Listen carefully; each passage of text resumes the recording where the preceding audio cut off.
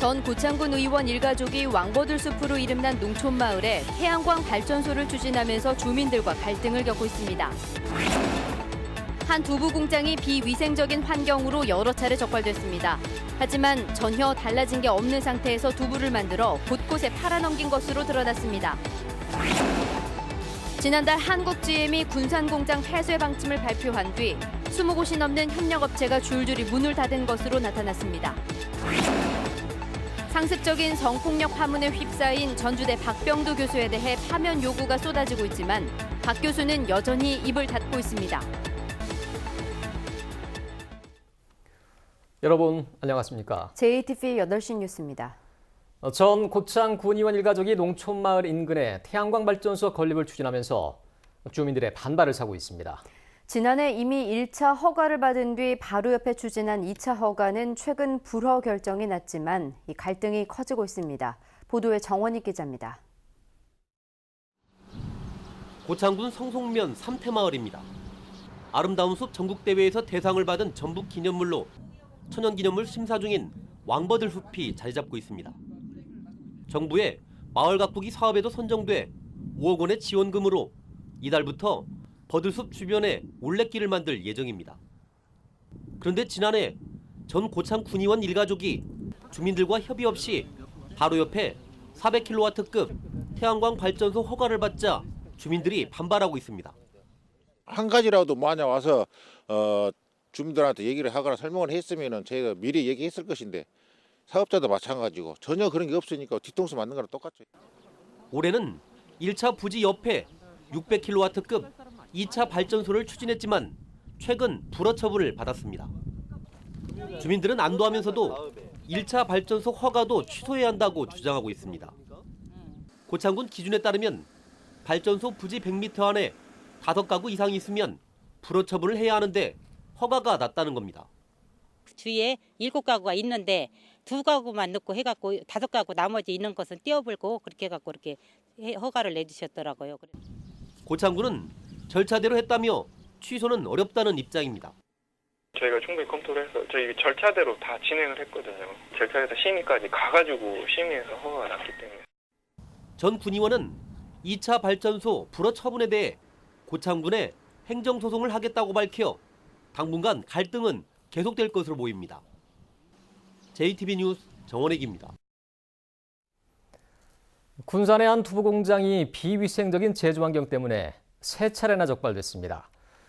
두부에서 이물질이 나오기도 하고 상한 두부는 일반 가정은 물론 어린이집 등으로 팔려나갔습니다. 나금동 기자가 보도합니다. 군산의 한 두부 공장에 시와 경찰의 합동 단속반이 들이닥칩니다. 환풍기에는 먼지가 잔뜩 쌓여 있고 군데군데 타일이 떨어져 나간 벽면에는 곰팡이까지 까맣게 피어 있습니다. 냉장 창고에서는 유통기한이 지난 제품이 쏟아져 나옵니다. 내부 수리해서 할 건지 아니면 시내 깨끗한데 임대 얻어서 거기 이전을 해서 생산할 건지 그 계획을 세우고 있었던 거예요. 이 업체는 이미 지난해에도 비위생적인 환경으로 2차례나 적발됐지만 여전히 달라진 게 없습니다. 팔려나간 두부의 상태도 불결한 환경 못지않게 엉망이었습니다. 한 어린이집은 유통기한이 일주일도 더 남은 두부를 샀지만 삐뚤빼뚤한 모양에 정체 모를 이물질까지 나와 차마 급식할 엄두를 내지 못했습니다. 뜯었을 때 이물질이 나와 있었고 두부 크기가 확연히 차이가 난다. 빨래 때문에 좀 딱딱한 게 한 3개 정도 나왔었고 저희는 신뢰를 못하겠다 해서 다 일절 다 보낸 거거든요. 이 두부를 납품받는 상점들은 두부에서 심한 냄새가 나거나 상해 반품이 들어오는 경우가 잦았다고 말합니다. 유통기한 아직도 3일 남았는데 뜯으면 상해 있는 거 한 번씩 먹으면 약간 시큼한 냄새가 나요. 날짜가 안 지났는데 왜 날짜니 두부가 좀 이상하다고 얘기하고 요 근래 계속 많이 나왔어요. 일부 상점은 소비자들의 항의가 이어지자 아예 거래를 끊었습니다. 반품도 들어오고 전달이 흥해서 뺐다고 하더라고요. 군산시는 식품위생법 위반 혐의로 해당 업체에 과태료를 부과하고 다른 위반 사항이 있는지도 조사하고 있습니다. JTB 뉴스 나금동입니다. 전주대 박병도 교수가 동료 교수와 제자들에게 성폭력을 일삼았다는 폭로가 쏟아지고 있습니다. 전주대 총장이 사과문을 발표하고 학생들이 파면을 요구하고 있지만 박 교수는 아직까지 별다른 해명을 내놓지 않고 있습니다. 하원호 기자의 보도입니다. 전주대 공연방송 연기학과 학생인 A씨는 지난 2014년 박병도 교수에게 성추행을 당했다고 주장했습니다. 교수님이 부르셔서 자기 볼에 뽀뽀를 하고 그러셨어요. 너네 선배들은 다 했던 거다. 교수님 볼에 뽀뽀하는 거를 영광으로 알아라. 박 교수가 상습적으로 학생들을 성추행하고 고가의 선물까지 강요했다는 폭로가 잇따르자 전주대 총장은 사과문을 발표하고 철저한 진상조사와 엄중한 처벌을 약속했습니다. 전주대 학생들도 인터넷 청원운동에 들어갔습니다. 박 교수는 학생들 앞에 석고 대죄하고 학교는 즉각 박 교수를 파면하라고 촉구했습니다. 자기의 잘못을 인정하지 않고 피하는 건 되게 교수로서 되게 비겁한 행동이라 생각을 하고요. 그런 교수가 다시 학생들을 가르치는 일이 없도록 해야 된다 생각해요. 학생들이 그런 교수한테 배울 게 없잖아요, 더 이상. 해당 학과 졸업생들도 성명을 냈습니다. 박 교수는 더 이상 침묵하지 말고 진상조사에 성실히 응하라고 촉구했습니다.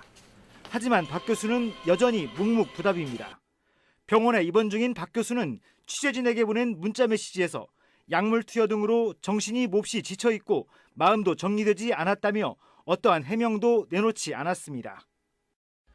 전주대는 이번 주말 이사회를 열어 박 교수에 대한 직위 해제 여부를 결정할 방침이지만 파면이나 해임 등의 징계는 경찰 수사 결과가 나온 뒤 논의할 수 있다고 밝혔습니다. JTB 뉴스 하원호입니다. 한국GM이 군산 공장을 폐쇄하겠다고 발표한 지 꼭 한 달이 됐습니다. 그 사이 협력업체들은 줄폐업을 하고 있고 근로자들이 떠나면서 인근 상권은 붕괴되고 있습니다. 지역 경제가 초토화되고 있는 현장을 송창용 기자가 둘러봤습니다. 한 달 전만 해도 2,000명이 넘는 근로자들이 일하던 한국GM 군산공장. 지금은 문이 굳게 닫혀 있고 입구에는 공장 정상화를 촉구하는 현수막만 을씨년스럽게 걸려 있습니다. 일감이 끊기면서 무너지는 협력업체도 늘고 있습니다. 벌써 2차 협력업체 23곳이 문을 닫았고 1차 협력업체 한 곳은 휴업에 들어갔습니다. 수직 구조인 자동차 산업의 특성상 남은 곳의 줄폐업도 시간 문제입니다. 군산에만 공장이 있고 군산 공장만 거래한 우리 협력업체들은 사느냐 죽느냐 하는 생사의 문제인데. 인근 상권은 지난해 군산조선소 때에 이어 또 한 번 직격탄을 맞았습니다. 근로자들이 떠나면서 먹자골목은 한 집 건너 한 집이 문을 닫았고 임대를 내놔도 거래가 되지 않습니다. 원룸촌에는 빈방이 넘쳐나고 거리는 썰렁하기만 합니다. 가게도 지금 현재 문 닫은 데가 많이 있고요. 예전에는 좀 활발했었는데 지금은 이제 전혀 그렇지도 않고 개들만 지나다녀요, 지금 여기는. 한 달 전 한국GM이 군산공장 폐쇄 방침을 발표한 뒤 전북과 노조는 크게 반발하며 정상화를 강력하게 촉구했습니다. 하지만 한국GM이 군산공장 폐쇄 방침을 철회하지 않으면서 군산공장의 불꽃은 점점 사그라들고 있습니다. 중앙정부 요청하는 그런 저희의 목소리는 계속 낼 거고요. 이게 관철이 될 때까지. 군산공장의 폐쇄가 점점 현실화되면서 공장을 중심으로 한 군산의 자동차 생태계는 붕괴되고 있습니다. JTB 뉴스 송창용입니다. 2020년 7월이면 도시공원 지정이 해제되는 공원 일몰제가 시행됩니다. 사유지 매입 예산이 턱없이 부족하기 때문에 공원 부지를 확보하기 위해서 세제 감면이나 용도 제한 등의 대책이 논의되고 있습니다. 조창현 기자가 보도합니다. 전주의 덕진공원입니다. 이곳 공원 부지의 30%는 사유지로 매입하려면 공시지가로만 279억 원이 들어갑니다. 공원 일몰제가 적용되는 공원은 전주에만 15곳. 여기서 사유지를 매입하려면 공시지가로는 1,000억 원, 시가로는 2,500억 원이 들어갑니다. 전주시 매입 예산이 턱없이 부족하기 때문에 공원 지정이 해제됐을 때 난개발에 대한 우려가 거론되고 있습니다. 땅 주인들이 개발을 하려고 한다. 그게 더 과열이 되는 경우가 있다. 이런 우려들이 있어요. 때문에 예산 부담을 줄이면서 공원 기능을 유지하기 위해 산책로 등 일부 시설을 선별적으로 매입하는 방안도 고려할 수 있습니다. 그런 시설들을 최소한 유지를 시킬 수 있도록 하면 공원도 공원 기능으로서 어느 정도 좀 효과를 가지고 있을 수 있고, 땅 주인에게 세제상의 혜택을 줘서 계속 보유하게 하고 나중에 매입하는 방안도 있습니다. 사기보다는 재산세나 상속세를 감면하는 제도를 수행하는 것이 훨씬 더 현명한 방법입니다. 전주시는 공원 해제 지역에 대해서는 자연 녹지 지역과 자연 경관지구로 지정해서 개발 행위를 제한한다는 계획입니다. 가련산 공원 등 4곳에 대해서는 LH와 전북개발공사, 건설업체들이 민간공원 특례 사업을 검토하고 있습니다. JTB 뉴스 조창인입니다. 네, 6.13 지방선거가 이제 꼭 석 달 앞으로 다가왔습니다. 전주방송은 오늘부터 3차례에 걸쳐 각 정당과 또 교육감 후보자들의 준비 상황을 보도합니다. 오늘은 대선 승리 이후 첫 번째 선거를 치르는 민주당 순서입니다. 민주당은 높은 지지율 속에 공천 신청이 대거 몰리면서 이 표정 관리를 해야 할 상황인데요. 80% 이상의 선거구에서 압승한다는 목표를 세우고 있습니다. 이승환 기자의 보도입니다. 민주당은 최대 관심사인 도지사와 전주시장 양대 선거에서 넉넉하게 앞서가고 있습니다. 다른 정당의 경쟁자가 아직 드러나지 않은 가운데 송하진 지사와 김춘진 전 도당위원장, 그리고 김승수 시장과 이현웅 전 도민안전실장 간의 경선이 치러질 예정입니다. 전주 이외의 5개 시지역에서도 이미 적게는 4명에서 많게는 무려 8명까지 예비 후보들이 등록을 마쳐 치열한 예선전이 예상됩니다. 경쟁이 치열한 만큼 공정한 경선 관리를 통해 경쟁력 있는 후보를 선정해서 80% 이상의 선거구에서 승리할 수 있도록 최선을 다하겠습니다. 민주당으로서는 문재인 대통령과 당에 대한 높은 지지율이 가장 든든한 배경입니다. 유권자들이 등을 돌리면서 14개 시군 단체장 가운데 7명만 당선됐던 2014년 지방선거나 10석 가운데 2석만 차지했던 2016년 총선을 돌이키면 격세지감입니다. 하지만 문재인 정부 출범 이후에도 현대중공업 문제가 해결되지 않는 상황에서 GM 사태까지 터지는 등 지역 경제에 잇단 악재는 부담입니다. 선거가 진행될수록 어느 당의 후보가 지역에 더 깊이 뿌리를 내리고 있느냐 하는 인물론이 부각되고 민주당에 대한 견제 심리까지 발동하면 독주 체제에 변화가 올 수 있다는 전망도 있습니다.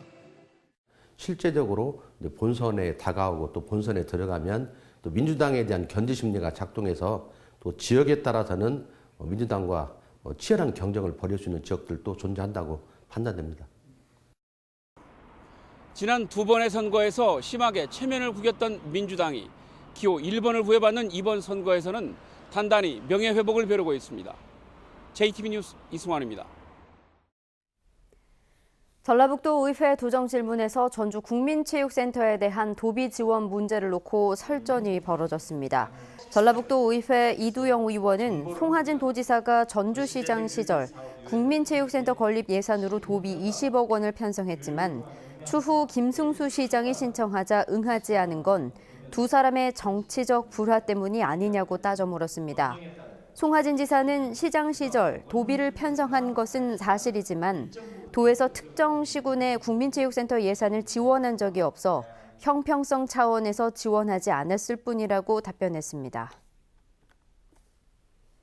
오늘도 맑고 포근한 날씨가 이어졌습니다. 오전 한때 나쁨 수준을 보였던 미세먼지 농도는 차츰 옅어지면서 오후 들어 보통 수준을 회복했습니다. 내일은 올 들어 가장 따뜻한 봄 날씨를 보이겠습니다. 한낮 기온은 오늘보다 2, 3도가량 더 높아져 낮 동안 익산이 22도, 전주는 23도 가까이 오르겠습니다. 이런 때이른 고온 현상은 모레인 목요일과 금요일 사이 비가 내리면서 주춤할 것으로 전망됩니다.